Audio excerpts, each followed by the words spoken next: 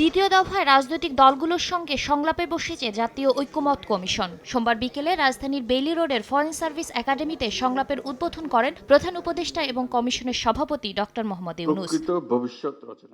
উদ্বোধনী বক্তব্যে প্রধান উপদেষ্টা বলেন, জুলাই সনদ করতে সব দল একমত হয়েছে।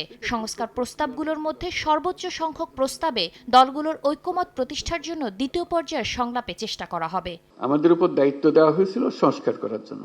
আমি অত্যন্ত আশ্চর্য হয়েছি এবং অত্যন্ত আনন্দিত হয়েছি যে কত গভীরভাবে আপনারা এটাতে গিয়েছেন এবং শুধু ওনাদের সঙ্গে কমিশনের সঙ্গে আলাপ করে না, নিজেদের ভেতরে আলাপ করেছেন এবং আন্তরিকভাবে বুঝে আমাদেরকে বলার চেষ্টা করেছেন, আপনাদের সঙ্গে বিতর্ক করেছেন কমিশনের সঙ্গে। এরকম আগ্রহ নিয়ে সবাই যদি আমরা বসি, নিশ্চয়ই একটু ভালো কিছু এর মধ্যে থেকে আসবে।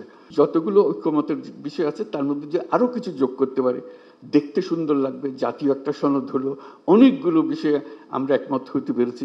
জাতি হিসেবে আমরা গর্বিত জাতি হিসেবে দাঁড়াতে পারে যে আমরা তো এরকম বিভক্তিকরণের প্রক্রিয়ার মধ্যে রাজনীতি সৃষ্টি করিনি। আমরা সৃষ্টি করছি ঐক্যবদ্ধ হওয়ার জন্য, দেশের উন্নতির জন্য, দেশের মঙ্গলের জন্য। ১.৫ ঘন্টার বৈঠক শেষে গণমাধ্যমে কথা বলেন রাজনৈতিক দলের প্রতিনিধিরা।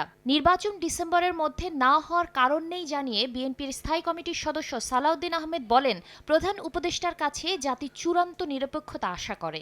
আর জামাতে ইসলামী বলছে, ডিসেম্বর থেকে এপ্রিলের মধ্যে নির্বাচনের তারিখ ঘোষণা করলে জনমনের শঙ্কা কেটে যাবে। সংশোধনী ব্যতি রেখে অন্যান্য সকল সংশোধনী যেগুলো একমত হবে, সংস্কার প্রস্তাব, সেগুলো অর্ডিন্যান্সের মাধ্যমে, নির্বাহী আদেশের মাধ্যমে, অফিস আদেশের মাধ্যমে 1 মাসের ভিতরে বাস্তবায়ন করা সম্ভব, সেটা আমরা বুঝিয়ে দিয়েছি। সুতরাং নির্বাচন ডিসেম্বরের পরে যাওয়ার মতো একটিও কারণ উল্লেখ করার মতো নেই। প্রায় সবাই ডিসেম্বরের আগেই নির্বাচনের জন্য তাদের প্রস্তাব আছে। জাতি তার কাছে চূড়ান্ত নিরপেক্ষতা আশা করে। ডিসেম্বর টু এপ্রিল একটা সুইটেবল টাইমে আপনি একটা ডেট দিলেই জনমনে যে এখন কিছুটা সংখ্যা এবং অস্বস্তি আছে, আমরা বিশ্বাস করি এটা কেটে যাবে। এদিকে জুলাইয়ের আগেই সবার স্বাক্ষর নিয়ে জুলাই সনদ প্রকাশের পাশাপাশি নির্বাচন কমিশন সংস্কারের দাবি জানিয়েছে এনসিপি। জুলাই সনদ ঘোষণার পরই দল হিসেবে জাতীয় নির্বাচনের সময় চাইবে দলটি। যে জুলাই মাস আসতেছে, 1 বছর পূর্তি হবে আমাদের গণ অভ্যুত্থানের।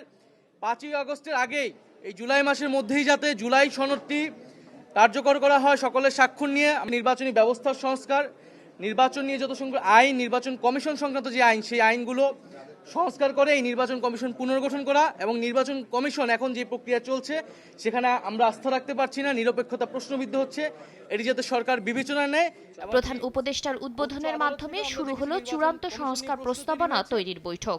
মঙ্গলবার প্রথম দিনের বৈঠকে অংশ নেবে বিএনপি। আমরা 3টি বিষয়ে মূলত আলোচনা করি। শাতিলা শারমিন, সময় সংবাদ, ঢাকা।